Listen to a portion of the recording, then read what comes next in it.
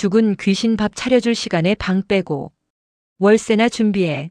시장 바닥 쓰레기들이 어디 감히 내 건물에서 제사를 지내고 난리야. 비릿한 금소금과 함께 사기 그릇이 시멘트. 바닥에 부딪혀 산산조각 나는 날카로운 소리가 텅 빈 상가의 정적을 찢어발겼습니다.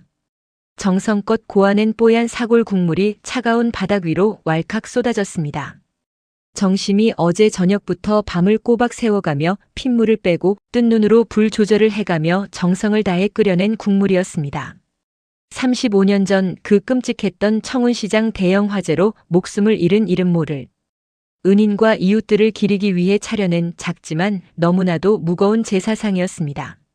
하지만 그 거룩한 추모의 시간은 오만한 권력자의 구둣발 한 번에 무참히 짓밟히고 말았습니다.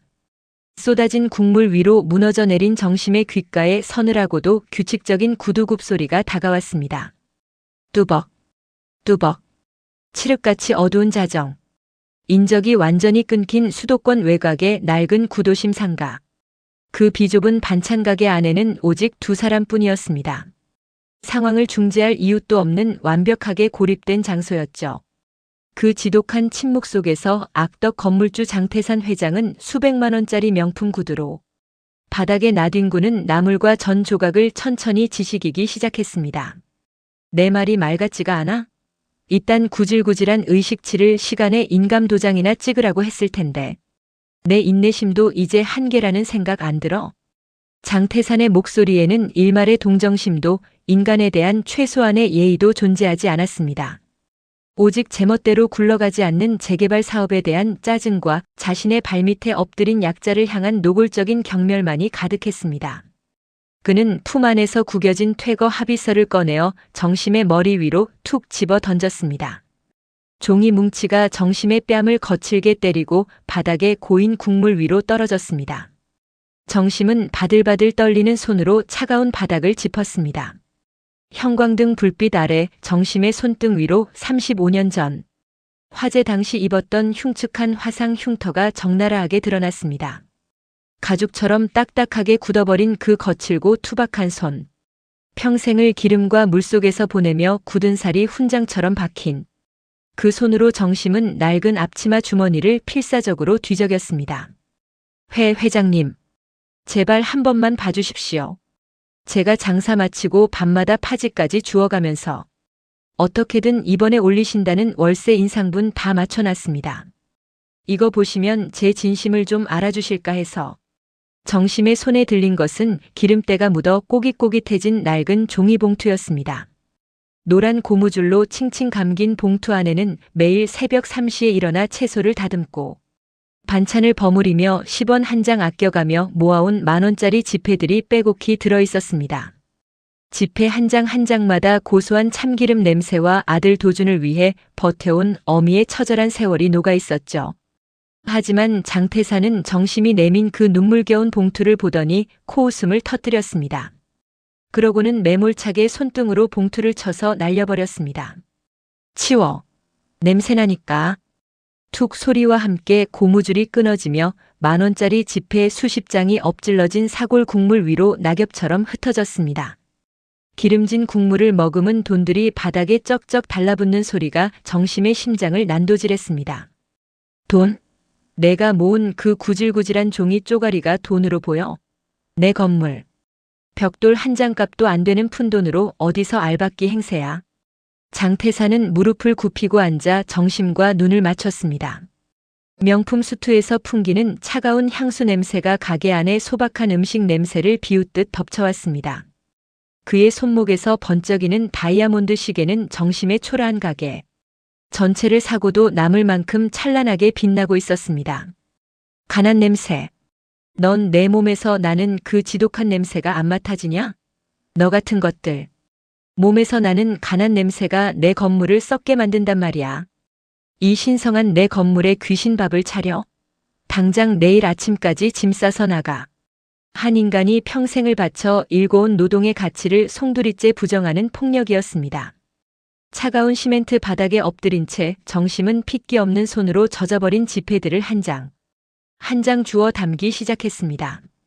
눈물이 차올라 앞이 제대로 보이지 않았지만 정심은 꾹 담은 입술 사이로 단 한마디의 원망도 내뱉지 못했습니다. 정심은 자신이 얼마나 무력한 존재인지 잘 알고 있었습니다. 여기서 조금이라도 어긋나 자식에게 해가 갈까봐 밤마다 가족을 위해 땀 흘려 일하는 아들 도준의 삶에 혹여라도 누를 끼칠까봐 정심은 그저 죽은 듯 엎드려 바닥을 닦을 뿐이었습니다. 도준이 그 정직한 노동으로 쌓아올린 평범한 행복을 저런 괴물의 탐욕에 짓밟히게 둘 수는 없었습니다. 내일 오전까지 도장 안 찍혀 있으면 그 다음엔 내 가족 앞길도 무사하지 못할 줄 알아. 내 가족 전부 길바닥에 낳는 게 어떤 건지 내가 똑똑히 가르쳐 줄게. 장태사는 엎드려 돈을 줍는 정심의 구분 등 위로 잔인한 협박을 내뱉었습니다. 그는 바닥에 떨어진 퇴거 합의서를 구둣발로 한 번 더 꾹 짓밟아 더럽힌 뒤 미련 없이 몸을 돌려 가게를 나갔습니다. 끼익 쾅. 육중한 철문이 닫히고 장태산의 최고급 세단이 골목을 빠져나가는 소리가 멀어질 때까지 정심은 미동도 하지 못한 채 바닥에 엎드려 있었습니다. 자식에게 짐이 되지 않으려 숨죽여 삼키는 늙은 어머니의 오열. 소리만이 불 꺼진 시장 통로를 공허하게 맴돌았습니다. 정심은 화상 흉터가 남은 거친 손으로 국물에 젖어 축축해진 만원짜리 지폐들을 소중히 품에 안았습니다. 지폐에는 기름기가 묻어 미끄러웠지만 정심은 그것을 마치 도준의 생명줄이라도 되는 양 꽉 쥐었습니다. 이깟 수모는 얼마든지 견딜 수 있었습니다. 화염 속에서도 살아남은 목숨이었습니다. 지금 이 순간에도 아내와 어머니를 위해 밤거리를 달리고 있을 아들 도준을 생각하면 정심은 피가 나는 입술을 깨물어서라도 버텨야만 했습니다. 내 몸 하나 부서지는 건 괜찮다. 하지만 우리 도준이, 우리 착한 며느리 유라. 그 애들만큼은 절대로 이 가난의 굴레와 멸시 속에 던져두지 않겠다. 정심은 떨리는 몸을 간신히 일으켜 세웠습니다. 무릎이 꺾이고 허리가 비명을 질렀지만 바닥에 흩어진 깨진 조각들을 하나하나 손으로 주워 모았습니다. 날카로운 사기 파편에 손가락 끝이 베어 붉은 피가 배어나왔지만 차가운 시멘트 바닥보다 아프지는 않았습니다. 그녀는 수건을 가져와 엎질러진 사골 국물을 닦아내기 시작했습니다. 한 번, 두 번, 수십 번을 문질러도 바닥에 밴 기름기는 쉽게 지워지지 않았습니다. 마치 자신들의 삶에 달라붙어 떨어지지 않는 가난의 낙인처럼 말이죠. 하지만 정심은 멈추지 않았습니다. 밤을 새워서라도 이 치욕의 흔적을 지워내야만 했습니다. 아들 도준이 새벽 일을 마치고 돌아왔을 때 어머니의 무너진 자존심을 목격하게 할 수는 없었으니까요. 닦아내고 또 닦아내던 정심의 시선이 문득 가게 한 구석, 낡은 장판 끝자락에 머물렀습니다. 그곳에는 35년 전 그 지옥 같은 화마 속에서 한 남자가 자신의 목숨과 맞바꾸어 도준을 살리며 건네주었던 은장 회중시계가 숨겨져 있었습니다. 도준은 이미 장성하여 가정을 이룬 성인이지만 정심은 여전히 그 시계를 꺼내지 못했습니다. 준이가 제 뿌리에 대해 묻는 날이 오면 혹은 그 위대했던 아버지가 누구인지 온전히 증명해야 할 결정적인 순간이 오면 그때 내어주리라 다짐하며 35년을 버텨온 유물이었습니다. 지금 이 치욕스러운 순간에도 정심을 버티게 하는 건 언젠가 도준에게 그 명예로운 아버지의 이름을 찾아주겠다는 어미로서의 마지막 사명감이었습니다. 정심은 젖은 지폐를 마른 수건으로 정성스럽게 닦아 평평하게 폈습니다. 비록 국물에 얼룩지고 냄새가 배었을지언정 이것은 장태상 같은 인간들이 평생을 가도 이해하지 못할 진짜 돈이었습니다. 누군가를 살리고 누군가를 먹이고 누군가의 미래를 지탱하는 숭고한 무게가 담긴 돈이었습니다. 가게 안은 다시 고요해졌습니다. 밖에서는 매정한 밤바람이 문틈을 흔들었고 정심은 부서진 제사상을 한쪽으로 치웠습니다. 그리고는 평소처럼 다시 앞치마를 고쳐 맸습니다.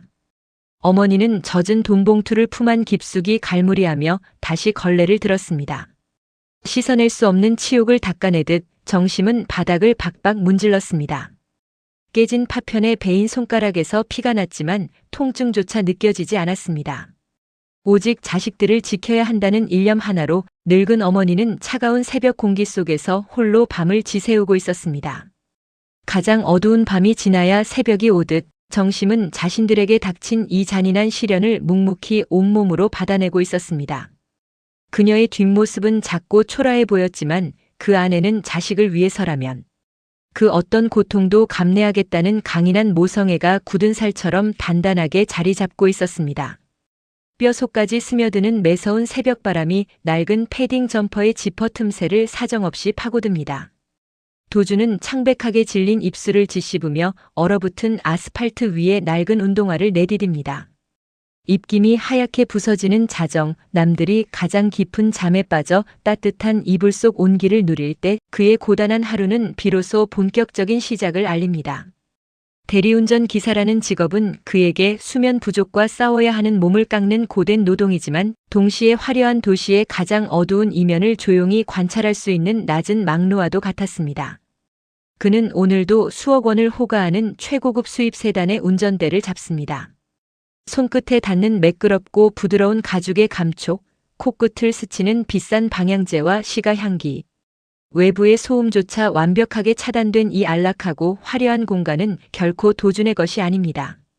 그는 그저 뒷좌석에 앉은 주인님을 목적지까지 안전하게 모시는 숨소리조차 내어선 안 되는 이름 없는 투명 인간일 뿐입니다. 도심의 야경은 눈이 시릴 만큼 찬란하게 빛나며 권력자들의 부를 과시하지만 도주는 그 불빛을 즐길 여유가 없습니다.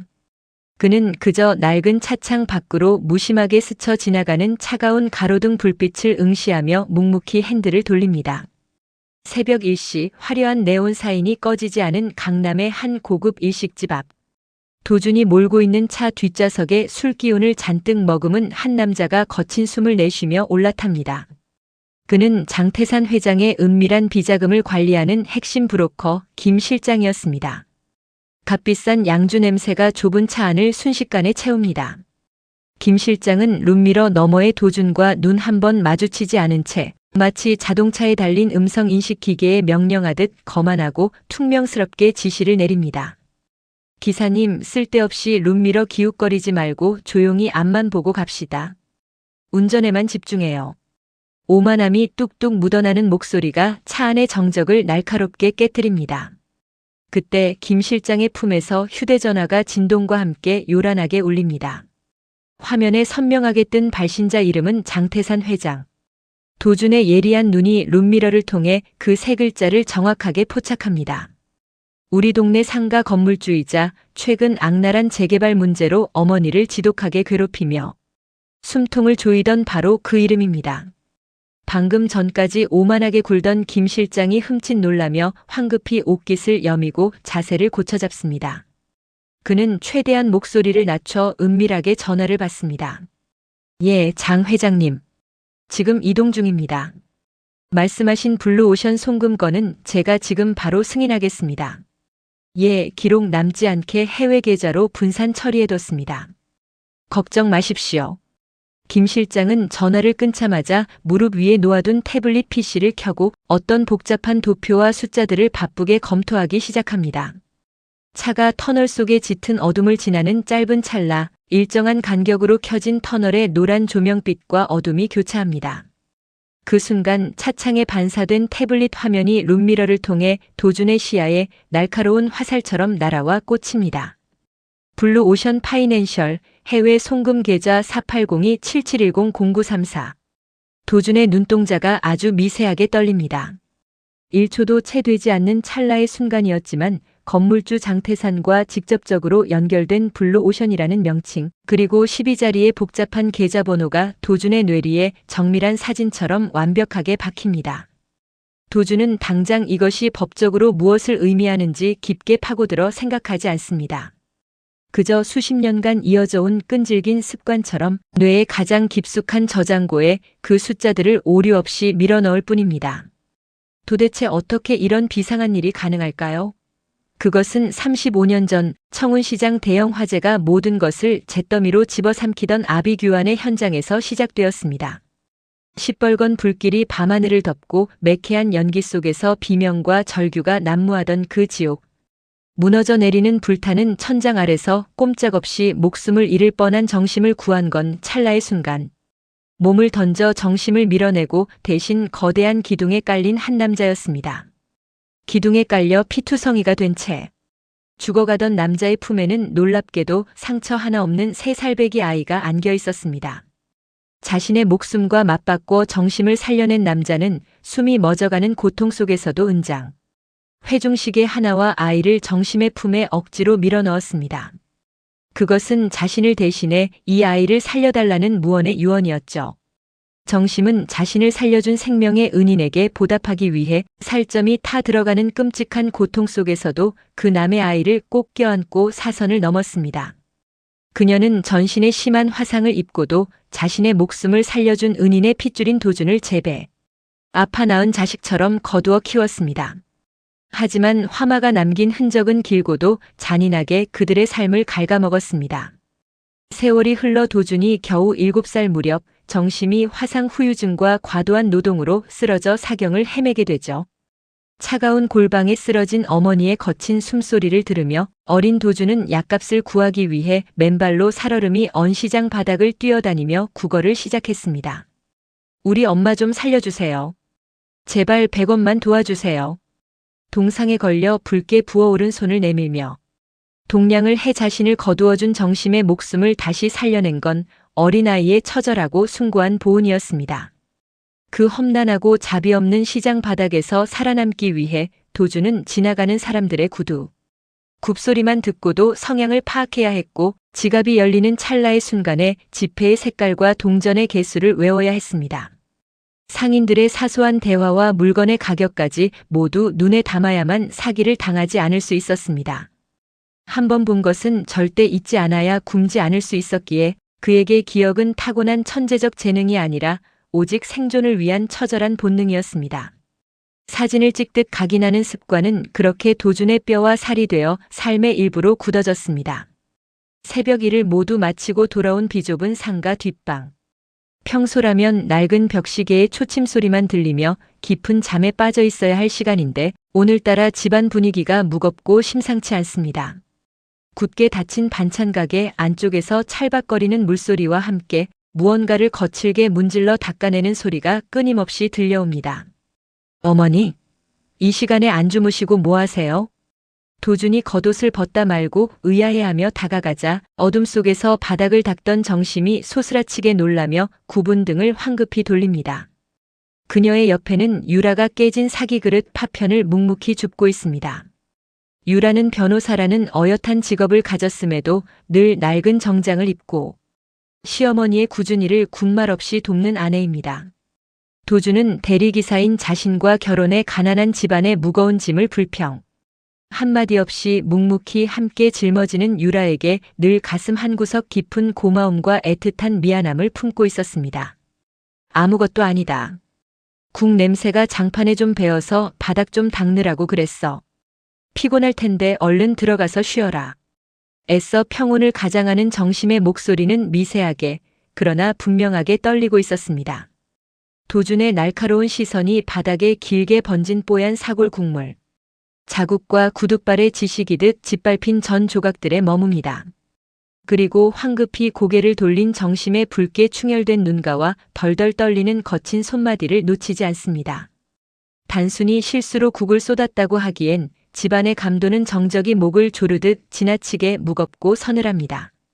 도준은 무언가 큰 폭력이 휩쓸고 지나갔음을 본능적으로 직감합니다. 하지만 새벽까지 고생하는 아들에게 걱정을 끼치지 않으려 입술을 깨무는 늙은 어머니의 찢어지는 마음을 누구보다 잘 알기에 도준은 차마 더 묻지 못하고 굳게 입을 다문 채 자신의 방으로 무거운 발걸음을 옮깁니다. 정심은 아들의 둔탁한 발소리가 멀어지고 방문이 닫히는 소리를 듣고서야 억지로 참았던 뜨거운 숨을 길게 내뱉습니다. 걸레를 쥔 채 바닥을 닦던 손은 여전히 멈추지 않는 경련을 일으키고 있죠. 장태산이 무참히 쏟아버린 건 밤새 끓인 뜨거운 국물만이 아니었습니다. 화마 속에서도 굴하지 않고 평생을 성실하게 지켜온 이 가족의 작은 평화조차 그 오만한 권력자 앞에서는 짓밟기 좋은 비웃음의 대상일 뿐이라는 잔인한 현실이 정심을 깊은 절망과 두려움 속으로 몰아넣습니다. 가장 어두운 새벽 집안을 감싸는 무거운 침묵은 깨지지 않습니다. 정심은 자신에게 닥친 치욕스러운 수모를 가슴 가장 깊은 곳에 묻어둔 채 다시 아무 일 없었다는 듯 굽은 허리를 펴니다. 내 자식들에게만큼은 이 지독한 가난의 냄새도 뼈저린 굴욕의 기억도 결코 물려주지 않겠다는 어머니의 처절하고 독한 다짐만이 어둠 속에서 고요하게 일렁입니다. 하지만 정심이 온몸을 던져 지키고자 했던 평화로운 일상 위로 이미 거대한 폭풍의 그림자가 소리 없이 그러나 빠르게 들이오고 있습니다. 장태산이 엎어버린 사골 국물처럼 한 번 쏟아진 운명은 다시는 예전의 고요함으로 되돌릴 수 없는 법이죠. 도준의 차가운 이성에 완벽하게 각인된 기묘한 숫자들과 그들의 삶을 무참히 짓밟은 권력자 장태산이라는 이름. 전혀 상관없어 보이던 이 파편화된 조각들이 하나의 거대한 진실로 맞춰지는 날, 과연 이 가족에게는 어떤 서늘한 아침이 찾아오게 될까요? 한치 앞도 알 수 없는 운명의 시계추가 이제 막 무겁고도 단호한 쇳소리를 내며 움직이기 시작했습니다. 쾅! 고막을 찢는 굉음이 가장 깊고 어두운 새벽의 정적을 무참히 박살냅니다. 수십 년의 비바람을 견뎌온 반찬 가게의 콘크리트 외벽이 날카로운 금속성, 마찰음과 함께 종이장처럼 뜯겨나갑니다. 매캐한 시멘트 먼지가 목구멍을 턱턱 막아오고 어둠 속에서 번뜩이는 거대한 포크레인의 철제 집게가 마치 괴수의 발톱처럼 가게 내부를 사정없이 지식이기 시작합니다. 새벽 3시. 인적이 완전히 끊긴 구도심의 낡은 상가거리. 그 흔한 구경꾼도 상황을 통제할 경찰도 없는 완벽한 고립 속에서 불법적인 철거가 기습적으로 시작된 것입니다. 육중한 중장비 소리를 신호탄 삼아 어둠 속에 숨어있던 장태산의 철거. 용역들이 쇠파이프를 끌며 가게 안으로 물밀듯이 들이닥칩니다. 언론의 눈치나 주변의 시선을 의식할 필요가 없는 야심한 시각, 그들의 폭력에는 일말의 망설임도 자비도 없습니다. 유리창이 산산조각 나며 파편이 눈보라처럼 흩날리고 정심이 평생을 바쳐 닦아온 진열장과 냉장고가 처참하게 박살나며 고소한 참기름 냄새 대신 비릿한 쇳내와 먼지 냄새가 진동합니다. 전부 다 쓸어버려. 쥐새끼 한 마리 남기지 말고 다 부숴. 용역 대장의 거친 고함이 터져나오자마자 천장의 전등이 요란하게 파열되며 가게 안은 아수라장으로 변합니다. 보통의 사람이라면 비명을 지르며 밖으로 도망쳐야 할 이 공포스러운 붕괴의 한가운데서 정심은 상식과는 전혀 다른 행동을 보입니다. 그녀는 밖으로 몸을 피하는 대신 무너져 내리는 콘크리트 잔해를 뚫고 오히려 가게 안쪽의 가장 깊은 곳을 향해 몸을 던집니다. 목표는 단 하나 낡은 장판 아래였습니다. 천장에서 벽돌 조각들이 비오듯 쏟아지고 포크레인의 진동으로 바닥이 지진이라도 난 듯. 요동치는 와중에도 정심은 미친 듯이 장판의 귀퉁이를 맨손으로 파고듭니다. 손톱이 부러지고 손끝에서 붉은 피가 배어나와 시멘트 바닥을 적시지만 정심은 고통조차 느끼지 못합니다. 마침내 거친 시멘트 바닥 틈새에서 낡고 작은 나무 상자 하나가 모습을 드러냅니다. 35년 전 화염 속에서 이름 모를 남자가 자신의 목숨을 던져 어린 도준과 함께 남기고 간 그 피 묻은 은장 회중시계가 담긴 상자입니다. 정심이 그 상자를 품에 와락 끌어안는 순간 육중한 군화를 신은 용역 하나가 정심의 어깨를 거칠게 걷어찹니다. 이 놓친 내가 미쳤나? 뒤지고 싶어서 환장했어? 퍽 하는 둔탁한 소리와 함께 정심의 작은 체구가 허공으로 떠올랐다 처참하게 내동댕이 쳐집니다. 차갑고 거친 시멘트 바닥에 머리를 강하게 부딪힌 정심의 이마에서 붉은 피가 왈칵 쏟아져 내립니다. 시야가 붉게 전멸하고 이명이 귀를 찢는 혼미한 의식 속에서도 늙은 어머니는 무릎을 한껏 웅크려 품속의 상자만큼은 필사적으로 막아냅니다. 자신의 뼈가 부러지고 숨이 끊어지는 한이 있더라도 훗날 도준에게 건네주어야 할 그 위대한 친아버지의 유일한 증표만큼은 이 천박한 자본의 구둣발에 내어줄 수 없었습니다. 정심은 쏟아지는 폭력과 발길질을 부서질 듯 앙상한 몸을 방패 삼아 악착같이 버텨내다 결국 피투성이가 된 상자를 가슴에 품은 채 까마득한 어둠 속으로 정신을 잃고 맙니다. 삐삐삐. 일정한 간격으로 울리는 기계음. 코를 찌르는 차가운 소독약 냄새와 창백한 형광등 불빛. 구급차에 실려온 정심이 누워있는 응급실의 공기는 무겁고 서늘합니다. 머리에 붕대를 감고 산소 호흡기에 의지한 어머니의 곁에서 도주는 손가락 마디가 하얗게 질릴 만큼 주먹을 꽉 쥐고 서 있습니다. 그의 눈동자에는 슬픔을 넘어선 짐승 같은 분노가 일렁입니다. 그 옆에는 소식을 듣고 달려온 유라가 창백하게 질린 입술을 짓씹으며 시어머니의 핏기 없는 손을 꼭 잡고 있습니다. 그때 도준의 낡은 휴대전화가 요란하게 진동합니다. 발신자 표시 제한으로 걸려온 전화. 도준이 끓어오르는 분노를 억누르며 전화를 받자 수화기 너머로 장태산의 오만하고 소름 끼치는 목소리가 들려옵니다. 어머니 병원비는 내가 두둑하게 챙겨보냈으니 이제 그만 주제 파악하고 떨어져 나가. 내 블루오션 투자건에 한 번만 더 알박기로 방해를 하면 그 다음엔 내 가족도 무사하지 못할 줄 알아. 가족의 안위를 쥐고 흔드는 가장 저열하고 악랄한 협박이었습니다. 장태산은 자신이 완벽하게 승리했다고 믿으며 광기 어린 조롱을 쏟아냅니다. 하지만 승리감에 도취된 그 오만함이 장태산 스스로 파멸의 방아쇠를 당긴 결정적 자폭이 될 줄은 꿈에도 몰랐을 겁니다. 블루 오션. 도준의 입술 사이로 서늘한 바람이 새어나옵니다. 순간 도준의 온몸을 타고 오싹한 전율이 번개처럼 관통합니다. 머릿속에서 찰칵하고 카메라 셔터가 터지는 소리가 들립니다. 불과 며칠 전 대리운전 중 룸미러를 통해 스치듯 보았던 브로커 김 실장의 태블릿 화면. 거기에 적혀있던 블루오션 파이낸셜이라는 페이퍼 컴퍼니의 명칭과 12자리의 복잡한 해외 송금. 계좌번호가 마치 눈앞에 펼쳐진 홀로그램처럼 도준의 뇌리에 선명하게 떠오릅니다. 어머니를 피투성이로 만든 저 악마의 자금줄. 가족의 숨통을 조이던 거대한 폭력의 실체가 바로 자신이 매일 밤 묵묵히 핸들을 쥐며 기억의 저장고에 밀어넣었던 그 암호들과 완벽하게 일치한다는 사실을 깨달은 것입니다. 도준은 천천히 전화를 끊습니다. 그의 눈빛은 아까의 분노와는 질적으로 다른 절대적인 영하의 온도로 차갑게 얼어붙어 있습니다. 감정적인 분노는 약자들의 것이지만 치밀하게 계산된 숫자는 강자를 무너뜨리는 가장 예리한 칼날이 됨을 도준은 직감합니다. 그는 응급실 간호사 데스크에서 급히 메모장과 펜을 빌려옵니다. 그리고 유라를 향해 돌아섭니다. 여보. 도준의 목소리는 낮고 단단하며 군더더기가 없습니다. 내가 대리운전을 하다가 우연히 본 게 있어. 방금 장태산이 전화로 협박하면서 말한 그 회사 이름. 그리고 그놈들이 숨기려던 이상한 번호들. 도준의 펜이 종이 위를 거침없이 미끄러집니다.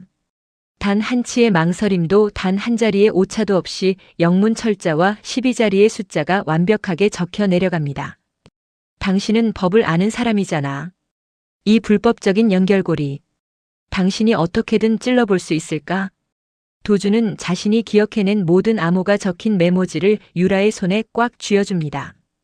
도준은 아내 유라가 그저 가난한 집안의 무게를 묵묵히 함께 짊어지는 평범한 변호사인 줄로만 알고 늘 애틋한 미안함과 고마움을 품고 살았습니다.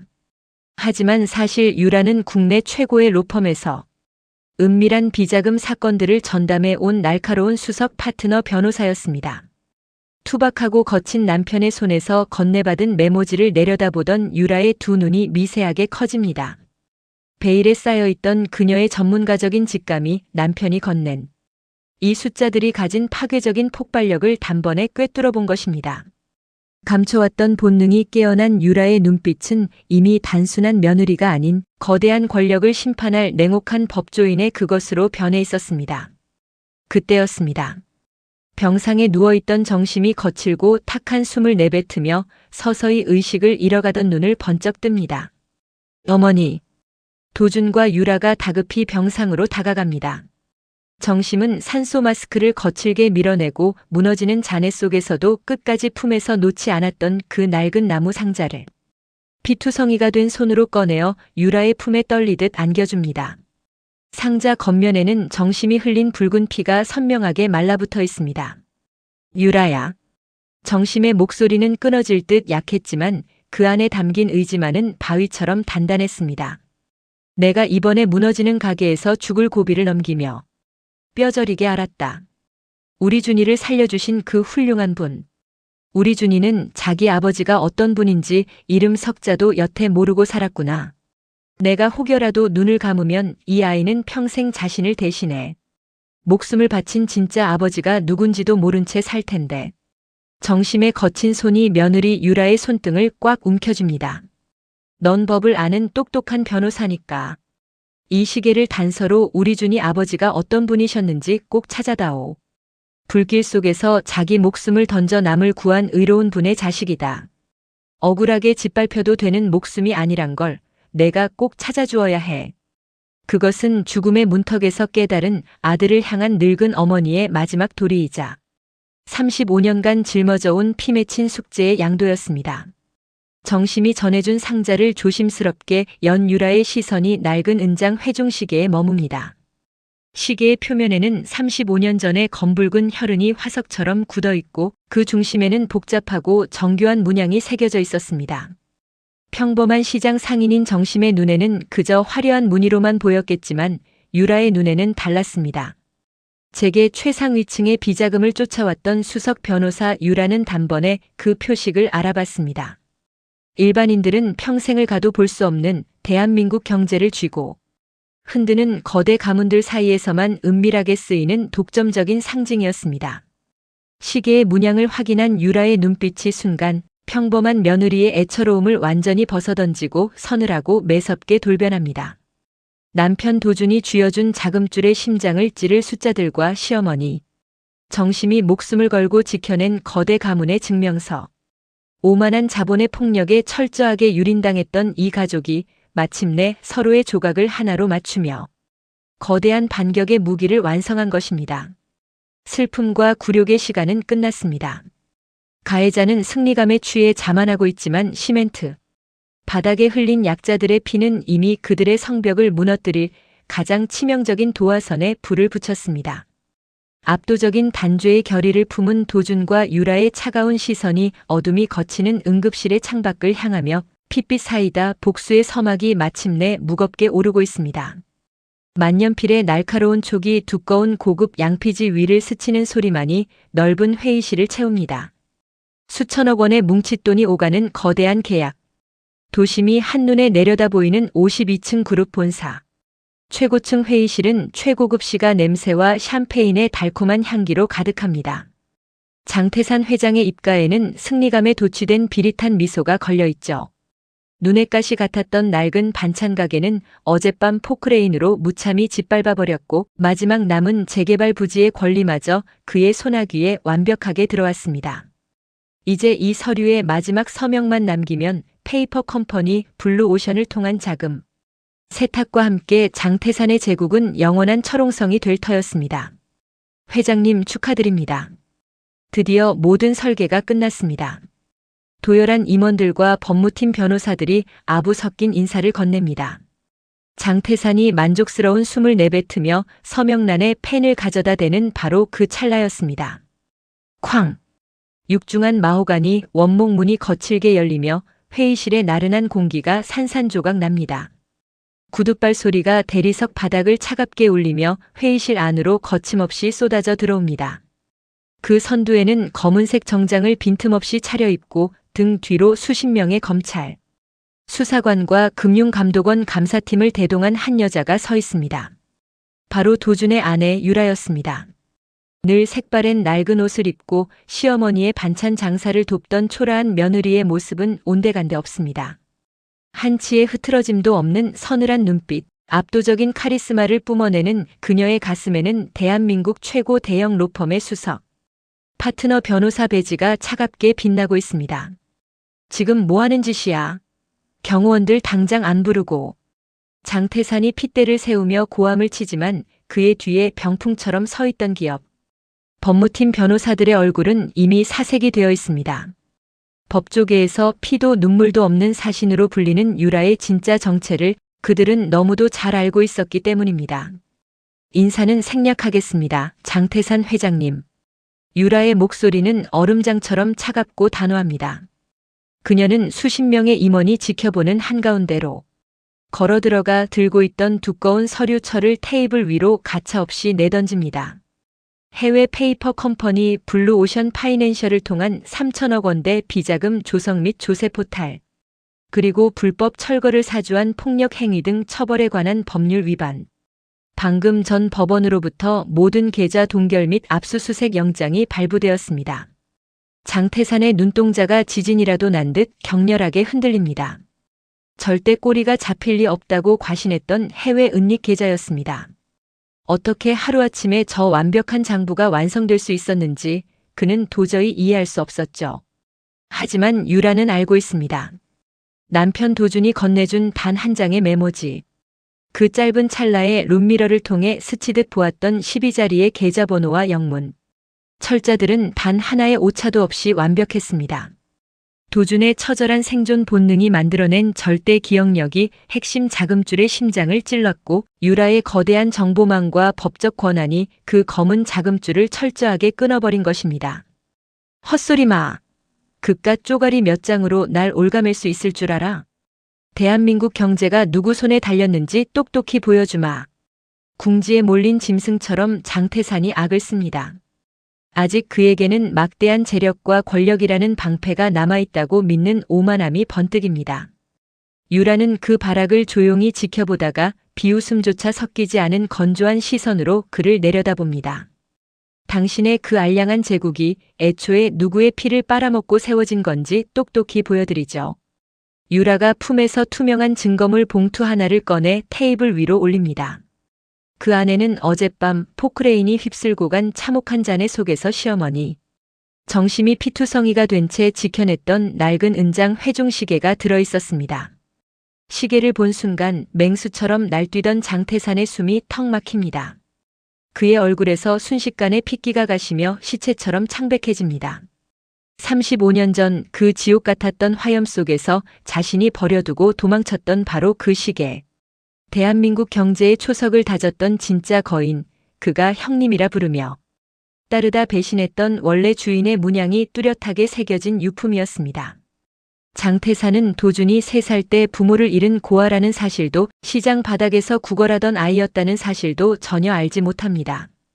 그저 눈엣 가시 같은 가난한 대리기사이자 무력한 반찬가게 주인의 아들이라고만 여겼죠. 35년 전 청운시장 대형 화재. 당신은 그 불길 속에서 동업자였던 진짜 주인을 죽게 내버려 두고 그의 땅과 재산을 통째로 가로채 지금의 이 회사를 세웠습니다. 그 추악한 과거가 영원히 묻힐 줄 아셨습니까? 유라의 낭낭한 목소리가 거대한 회의실을 심판정으로 만들어버립니다. 그녀는 시계와 함께 붉은 도장이 찍힌 감정 결과서를 빼듭니다. 시계 틈새에 굳어있던 35년 전의 혈흔. 그리고 당신이 하찮은 벌레 취급하며 무참히 짓밟았던 송도준 씨의 DNA. 회의실의 공기가 일순간 얼어붙습니다.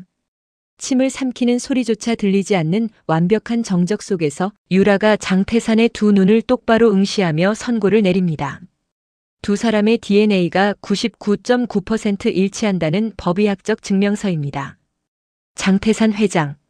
당신이 어젯밤 구둣발로 짓밟고 피 흘리게 만든 그 가난한 대리기사가 바로 당신이 불길 속에 죽게 내버려 두고 땅을 가로챈 형님의 유일한 혈육이자 당신이 앉아있는 이 제국의 진짜 주인입니다. 그 순간 장태산의 턱이 덜덜 떨리기 시작합니다. 오만함으로 가득 찼던 그의 두 눈에는 이제 숨길 수 없는 끔찍한 공포와 경악이 차오릅니다. 자신이 평생을 바쳐 쌓아 올린 이 거대한 성벽이 사실은 자신이 가장 잔인하게 짓밟았던 약자의 기억과 불길 속에서 살아남은 핏줄에 의해 완벽하게 포위되어 있었음을 깨달은 것입니다. 무력한 줄로만 알았던 늙은 어머니가 목숨을 바쳐 지켜낸 진실의 조각. 투명 인간 취급받던 남편이 침묵 속에서 벼려낸 완벽한 기억의 칼날. 그리고 그 무기들을 넘겨받아 적의 심장에 가장 치명적인 판결을 꽂아 넣은 며느리. 세상에서 가장 연약해 보이던 이 가족의 유대가 만들어낸 압도적인 심판 앞에서 거대한 권력을 쥐고 흔들던 아기는 마침내 두 무릎을 꺾고 처참하게 무너져 내립니다. 얽히고 설켰던 35년의 지독한 악연이 완벽하고도 눈부신 반격의 카타르시스로 폭발하는 순간이었습니다. 차가운 금속 마찰음이 무겁게 내려앉습니다. 철컥. 누군가의 손목에 채워진 은빛 수갑의 소리. 그리고 그와 완벽하게 대비되는 보글보글 따뜻하게 끓어오르는 뚝배기 속 뽀얀 사골 국물의 소리. 절대 무너지지 않을 것 같던 거대한 탐욕의 성벽이 완전히 무너져 내린 자리에는 마침내 가장 평범하고도 위대한 일상의 온기가 제자리를 찾아 돌아오고 있습니다. 장태산의 52층 최고급 펜트하우스. 도심을 발 아래 두며 권력을 과시하던 그 거대한 공간은 이제 적막하고 초라한 폐허로 변해 있습니다. 수십억 원을 호가하던 이탈리아제 가죽 소파와 대리석 장식장, 그리고 그가 애지중지하던 고미술품 위로 법원에서 파견된 집행관들이 붉은색 압류 딱지를 무자비하게 붙여나갑니다. 영원할 줄 알았던 그의 제국은 유라가 제출한 완벽한 비자금 장부와 35년 전의 DNA 감정서 앞에서 모래성처럼 허무하게 무너져 내렸습니다. 수천억 원대 비자금 조성 및 조세 포탈, 횡령, 그리고 살인 교사 및 불법 철거 혐의. 빠져나갈 구멍 하나 없이 촘촘하게 얽힌 법의 그물망 앞에서 장태산의 모든 재산은 즉각 동결되었고 구속영장이 발부되었습니다. 오만함으로 번뜩이던 그의 두 눈은 이제 핏발이 선 채 극도의 공포와 절망으로 일그러져 있습니다. 최고급 맞춤 정장은 구겨지고 넥타이는 풀어 헤쳐진 채 양 손목에 차가운 수갑을 찬 장태산이 덜덜 떨리는 다리로 바닥에 주저앉습니다. 그의 앞에는 도준이 바위처럼 단단하게 서 있습니다. 불과 며칠 전만 해도 자신의 차를 모는 대리기사라며 벌레 보듯 무시하고 짓밟았던 그 사내가 35년 전 자신이 배신하고 빼앗았던 진짜 주인의 핏줄로서 자신을 서늘하게 내려다보고 있는 것입니다. 도준아. 아니, 도준씨. 내가 잠시 미쳤었네. 그동안 내가 자네와 자네 어머니한테 한 짓 다 보상함세. 장태산이 짐승 같은 소리를 내며 무릎을 꿇고 기어옵니다. 쿵쿵. 그의 이마가 대리석 바닥에 처참하게 부딪힙니다. 도준의 낡은 운동화 앞코에 매달리듯 엎드린 그는 살기 위해 비겁한 변명을 토해냅니다. 내 남은 재산 전부를 주겠네. 그룹 경영권도 다 넘길 테니 제발 선처 좀 해줘. 한 번만 살려주게. 나 이대로 감옥에 가면 늙어서 죽어. 비참하고 초라한 몰락. 턱 밑까지 다가온 죗값 앞에서 그 알량했던 자존심마저 내다버린 추악한 발악입니다. 하지만 도준의 시선은 한겨울의 빙점처럼 차갑게 얼어붙어 있습니다. 그의 눈동자에는 어떠한 동요도 값싼 연민도 찾아볼 수 없습니다. 도준은 자신의 바짓가단을 붙잡은 장태산의 손을 건조하게 떨쳐냅니다. 당신이 지금 살기 위해 쥐어짜낸 그 가짜 눈물은. 도준의 낮고 서늘한 목소리가 넓은 펜트하우스의 허공을 날카롭게 가릅니다. 우리 어머니가 뜨거운 불판 앞에서 평생 홀로 삼켜야 했던 땀방울 하나보다 가볍습니다. 도준의 턱관절에 굳은 힘이 들어갑니다. 손가락 마디가 하얗게 질릴 만큼 꽉 쥔 주먹 안에는 무너지는 가게 잔해. 속에서도 어머니가 목숨처럼 지켜냈던 그 참혹했던 밤의 분노가 고스란히 담겨 있습니다. 당신이 훔쳐갔던 내 친아버지의 유산은 법과 절차에 따라 남김없이 회수할 겁니다. 억지 용서나 자비 따위는 없습니다. 당신의 죗값은 법의 심판대 위에서 남은 평생 동안 철저하게 치르십시오.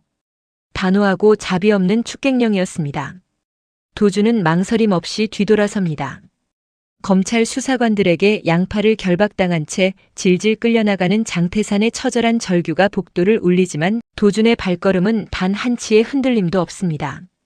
가해자를 향한 값싼 용서는 약자들의 상처를 기만하는 행위일 뿐입니다. 뿌린 대로 거두는 철저한 인과응보만이 이 지독한 35년 악연의 완벽한 마침표입니다. 계절이 바뀌고 뼈를 에이는 듯 매서웠던 바람의 자리에 따뜻하고 부드러운 봄볕이 내려앉습니다. 35년 만에 제 주인을 찾아온 친아버지의 거대한 유산과 토지. 보통의 사람이라면 하루아침에 벼락부자가 되어 졸부처럼 허세를 부렸겠지만 도준의 삶의 방식은 조금도 변하지 않았습니다. 그는 땀 흘리지 않고 얻은 돈의 허망함과 자본의 오만함이 괴물로 변하는 과정을 두 눈으로 똑똑히 지켜본 사람이기 때문입니다. 도준은 되찾은 자금을 바탕으로 투명하고 정직한 운수법인을 새로 설립했습니다. 밤낮 없이 매연 가득한 거리를 누비며 묵묵히 타인의 차를 안전하게 목적지까지 모시는 사람들. 도준은 그 고단한 운전대를 쥐고 남들이 잠든 새벽을 달리는 노동의 숭고한 가치를 누구보다 깊이 이해하고 있었습니다. 대리기사들과 운전기사들의 권익을 철저히 보호하고 정당한 노동의 대가를 보장하는 법인의 대표가 된 도준. 그의 소박한 대표실 책상 위에는 수백억 원의 주식 증서나 사치품 대신 기사들의 복지와 안전망을 고민하는 빽빽한 서류들이 산처럼 쌓여 있습니다. 투명 인간 취급받던 길거리의 노동자들은 이제 도준의 법인 아래서 당당한 직업인으로서의 존엄을 되찾았습니다. 그리고 그의 곁에는 늘 그렇듯 든든한 아내 유라가 있습니다.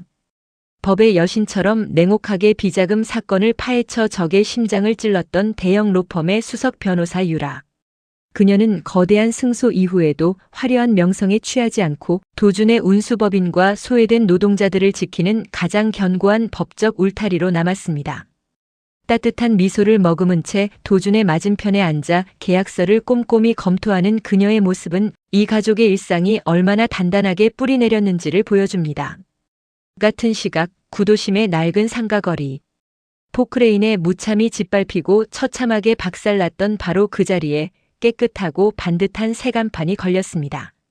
청운 반찬가게. 유리창 너머로 고소한 참기름 냄새와 함께 뽀얀 김이 모락모락 피어오릅니다. 가녀린 몸을 방패 삼아 무너지는 콘크리트 잔해 속에서 목숨을 걸고 유품을 지켜냈던 정심이 다시 앞치마를 두르고 익숙한 주방에 서 있습니다. 무자비한 폭력에 찢겼던 이마에는 희미한 흉터가 남아 지난날에 혹독했던 시련을 말해주지만 평생 짓눌려 있던 그녀의 굽은 허리는 이제 꼿꼿하게 펴져 있습니다. 도마 위에서 경쾌하게 칼질을 하는 그녀의 주름진 얼굴에는 그 어느 때보다 온화하고 편안한 미소가 가득합니다. 해질녘 골목에 짙은 주황빛 노을이 스며들 무렵 가게의 셔터가 조용히 내려갑니다. 주방 안쪽에 정갈하게 마련된 작은 식탁에 세 가족이 마주보고 둘러앉습니다. 식탁 한가운데에는 뽀얗게 우러난 사골국이 투박한 뚝배기 안에서 먹음직스럽게 끓고 있습니다. 가장 어둡고 추웠던 새벽, 장태산의 오만한 폭력에 의해 차가운 장판 위로 엎질러졌던 그 사골국. 굴욕과 절망, 그리고 서러움의 상징이었던 그 국물이 이제는 서로의 굳은 살 베인 손을 녹여주고 상처를 어루만지는 가장 따뜻한 치유의 음식으로 식탁의 중심을 차지하고 있습니다. 도준이 갓 버무린 겉절이 김치를 집어 정성스레 정심의 밥그릇 위에 올려줍니다. 유라는 끓는 뚝배기에서 가장 부드러운 고기 한 점을 떠서 시어머니의 국그릇에 조심스레 덜어들이며 환하게 눈을 맞춥니다. 정심은 두 사람을 번갈아 보며 눈가에 고인 따뜻한 눈물을 말없이 훔쳐냅니다. 그 평범하고도 위대한 식탁 위로 도준의 나직하고 깊은 내레이션이 조용히 깔립니다. 사람의 진짜 고귀함은 겉으로 두른 값비싼 옷이나 지갑의 두께에서 나오지 않습니다. 도준의 시선이 정심의 투박하고 거친 손마디에 그리고 유라의 따뜻한 미소에 차례로 머뭅니다. 그것은 모진 시련의 비바람을 맨몸으로 견뎌내며 훈장처럼 새겨진 단단한 굳은 살 속에 그리고 아무리 처참하게 짓밟혀도 서로를 끝까지 지켜내려 했던 그 미련할 만큼 정직한 진심 속에 존재합니다. 숟가락이 사기 그릇에 부딪히는 경쾌한 소리. 서로를 바라보는 깊은 눈빛 속에 담긴 끈끈한 정과 묵직한 신뢰. 어둠이 완전히 물러간 거리에 가게의 노란 백열등 조명이 좁은 골목을 따뜻하게 물들입니다. 타인의 피눈물을 밟고 서려 했던 탐욕스러운 자본은 결국 차가운 감방의 시멘트. 바닥에 비참하게 무릎을 꿇었지만 정직하게 땀 흘리며 시련을 묵묵히 견뎌낸 약자들의 식탁에는 마침내 다시 따뜻한 밥이 끓고 있습니다. 35년이라는 긴 세월을 돌아 마침내 제자리를 찾은 진실, 그리고 서로를 향한 온기로 가득 채워진 식탁. 단단한 굳은 살로 서로의 바람막이가 되어준 이 가족의 내일은 그 어느 때보다 평온하고 찬란할 것입니다.